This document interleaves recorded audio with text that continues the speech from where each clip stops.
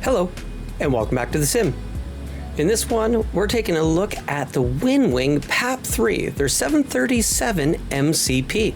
We're going to hook it up in SPAD.next so that we can show you one of the cool benefits, being able to control things that SimApp Pro doesn't, like this, the Flight Effects Citation X. Love those engines.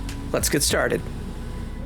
Looking at the Citation X, we can see that the autopilot control panel has some things that are similar but different from a 737 MCP. Now, a lot of the buttons and functions are the same, so this is great as this really leads us and lends us the ability to take that hardware panel we invested in and now repurpose it for other planes. When we want to get started, we have to first set up SPAD.next so that it can control WinWing devices. When you come in, normally under panels, anything it discovers will show up here. Now, WinWing devices are not able to be disabled inside of SimApp Pro. So if you want to use SimApp Pro, you can't enable them in SPAD.next. So by default, it's not going to just automatically discover it. So first thing we do is we go to Settings, Devices, come down the side, you'll see the WinWing tab. So first thing we're going to need to do is enable WinWing support. And like it says, some changes to the configuration will become active after restarting the application. So basically, we're going to have to restart SPAD.next after enabling it. The default classes are available, so MCDUs, PFPs, or CDUs. The FCU, so that's the Airbus FCU and APHIS support, and then the PAP3.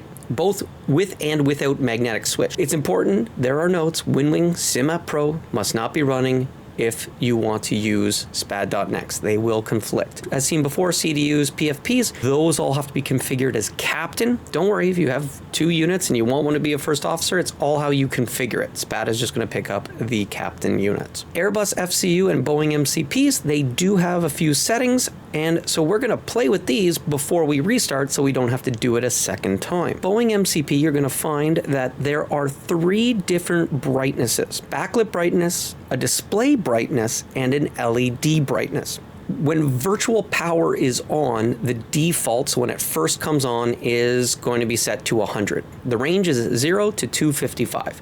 Virtual power, which is also a feature of SPAD.next, where you can tie the hardware to a SimVar so that when the cockpit comes on or the avionics comes on, that's when it will actually light up the panel. So when virtual power is off, SPAD is going to set all of these to 0. So it's basically turning off the unit. You find you want it a little bit brighter by default or a little bit darker by default, change these values, and then you'll restart SPAD.next. They give you the ability to do the trailing zeros with the little zeros, so much in the way that you would see it on an Airbus.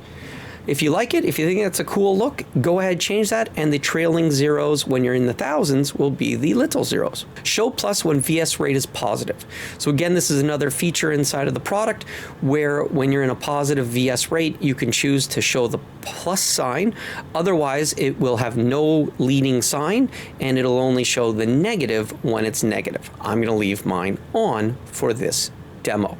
All right, now that we've done that, let's go ahead, close SPAD.next, and then relaunch it.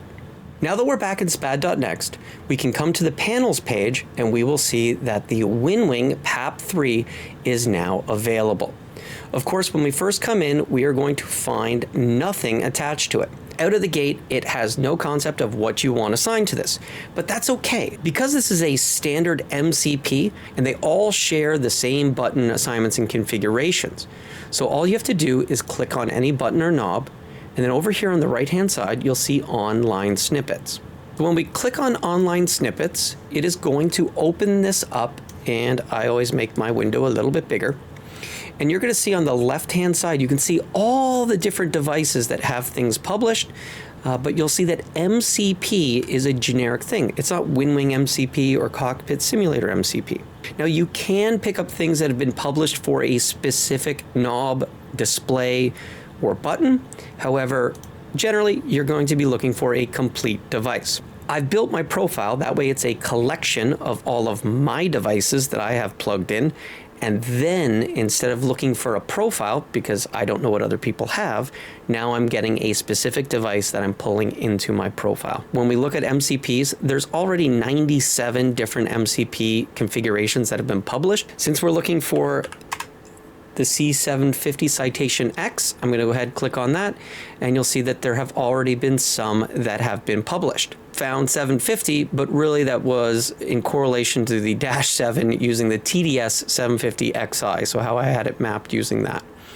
So here's one that I published, obviously, just before this video was made, and it is for Microsoft Flight Sim 24. And again, part of this is because some of the B events are using the toggles and the special events. Those may not work inside of 2020. You might have to revert to the set event and then use ones and zeros. It won't have the toggle events. We're going to go ahead and we're going to click on this, or double click, and it's going to ask us, do you want to replace all events pages defined for this device? Yes, because we have nothing on it. If I had some things configured and I wasn't ready to get rid of them, I can always click on no, and that will merge them. What that means is it will keep what I have and it will add all of this to it, and then I'll go through and I'll remove the things that I don't want there anymore. So we're going to hit yes, and it's going to go ahead and it's going to bring everything in, and I'm going to click on the save button to save my profile.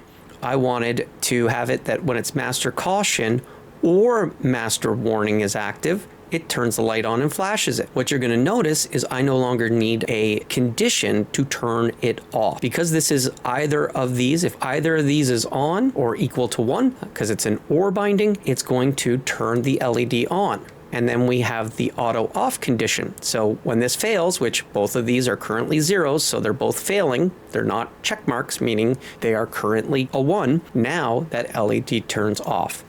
So here you'll see we did the same thing with the speed. So with that LED, we no longer need an on and off, and we went even further in that this is always a Boolean. I don't need multiple conditions, so I don't have to set a condition. Instead, I can tie it directly to the variable that is the auto throttle, FMS. So for me, whenever the auto throttle is set to FMS, I want the LED to turn on, though I might invert this data. So that's another cool little feature.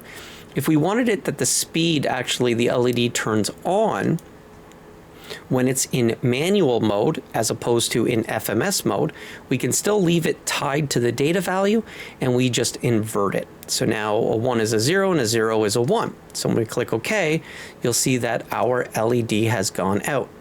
And now when we hit the button, it's in manual mode. Now it's back in FMS mode.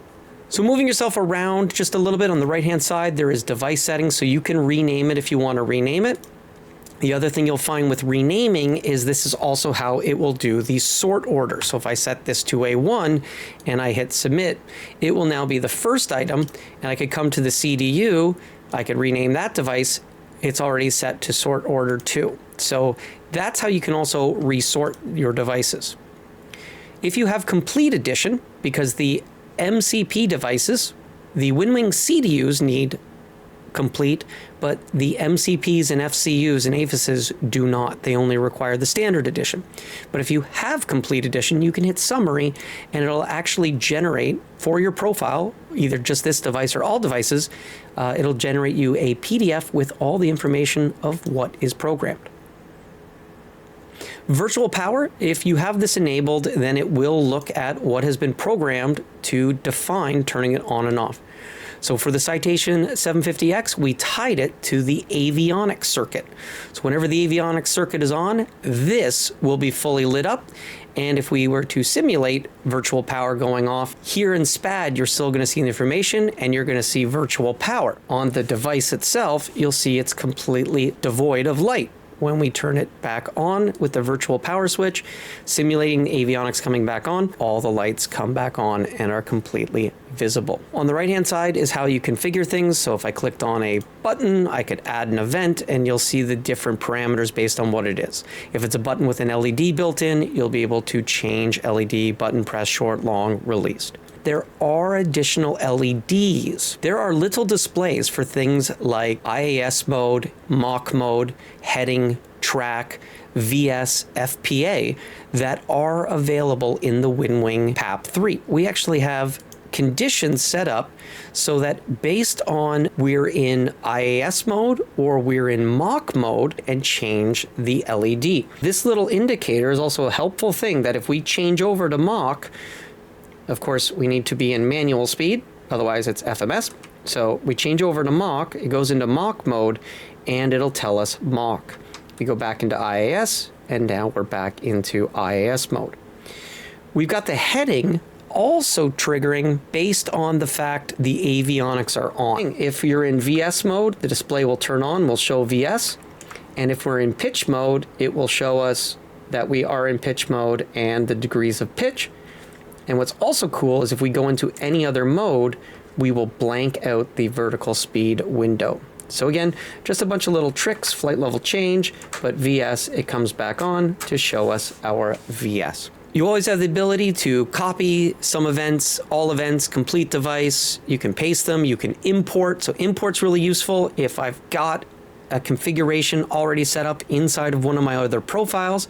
Finally, when I've got something that I'm happy with, I can use the publishing system to go ahead and publish a complete device.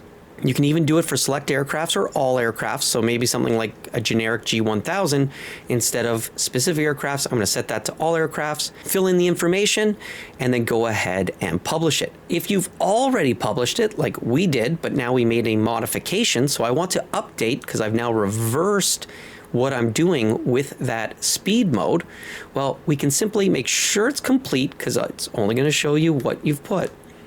But now you'll see that I can see all of my published snippets that apply to an MCP device. So I'm going to grab this one and say this is the one that I want to update. When you click OK, it's going to pull in the information. So that isn't doing the upload just yet. It fills in the title for you and it gives you the ability to come in here. And so now we can go in and we can edit what we did. So it will light up when in manual mode. So now that we've got that in manual mode and all the information is set up, we're going to go ahead and submit that. So it's publishing our snippet. Snippet has been updated, and now anybody else who goes to download it will have the changes that we just made.